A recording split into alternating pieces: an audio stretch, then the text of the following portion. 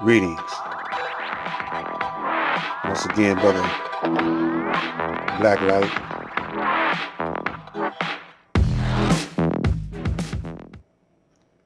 Videos that I'm expounding on is the tricksians, pleasing Mr. Charlie, and Soulskool'n. You got to know who's a righteous teacher. You got to know who's a trickster.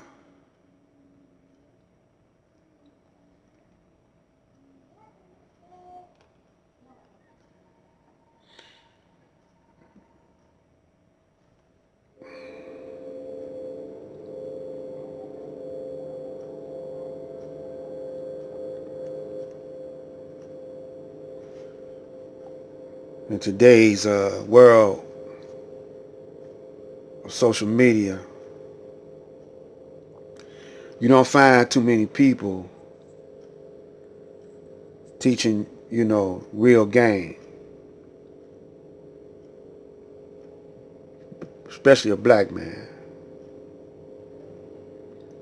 Most black people are in one bag of another. They political.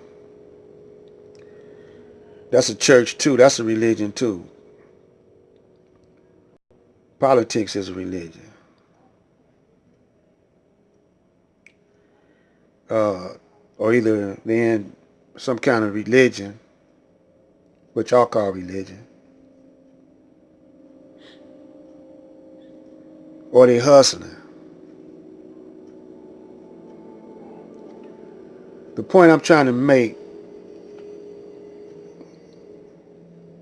is that a black man, a real black man,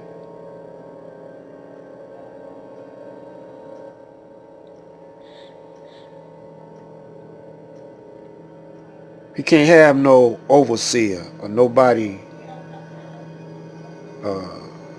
telling him who he is.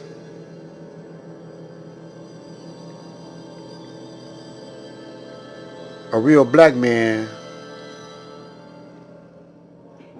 can't stand to have to be a flunky for somebody else.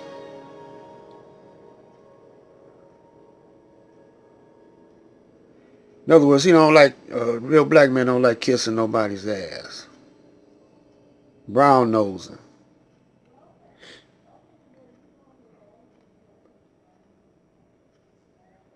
Brothers nowadays,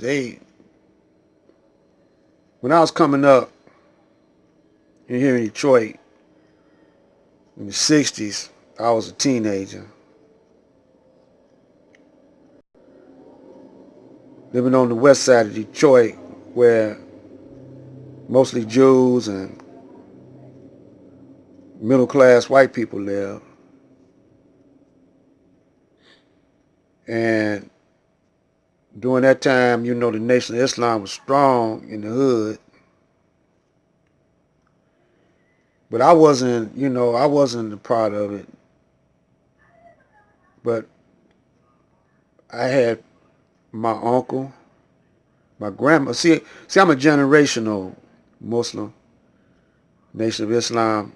But my mother, she stopped, going when I was 7 years old. But my grandmother, she a Muslim. She MGT. My aunt, my uncle.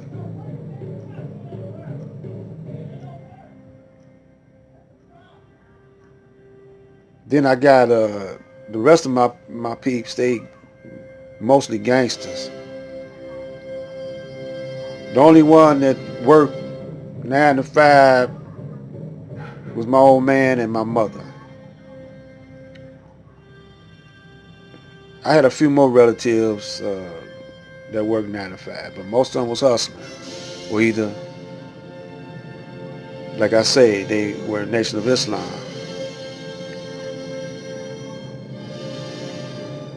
And we didn't take no mess from from Mr. White Man. Not even from the police. That's why they had to get this special unit called Stress, and these was ex-soldiers from Vietnam. That's why they put dope in the neighborhood. You know, they had to control us some kind of way.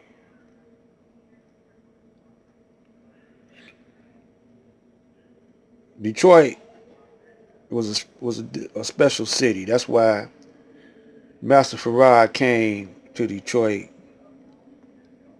because he wanted to get the hottest and the bravest.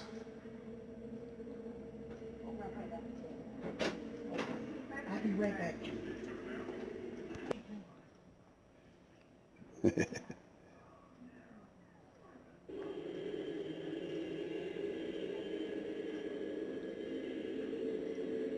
I was on the floor, and my wife came.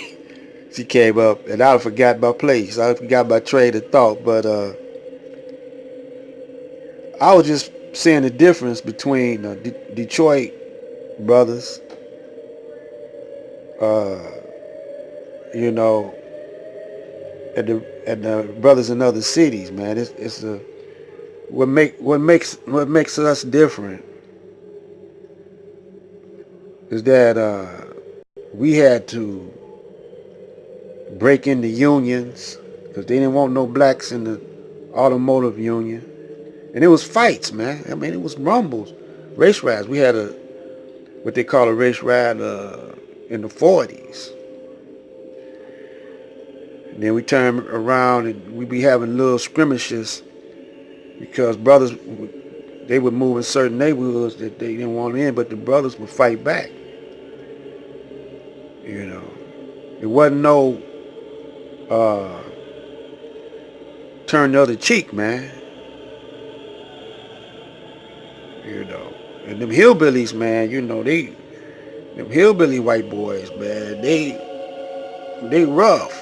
You know. Then come the what they call the Italians. Then come the Jews. The Jews is, you know, what they call the Jews. They slick with theirs, but they gangster, man.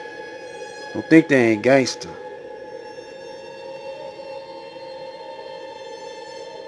But that hillbilly, he closest to the black man. So we're gonna continue this on the next one. Black Light.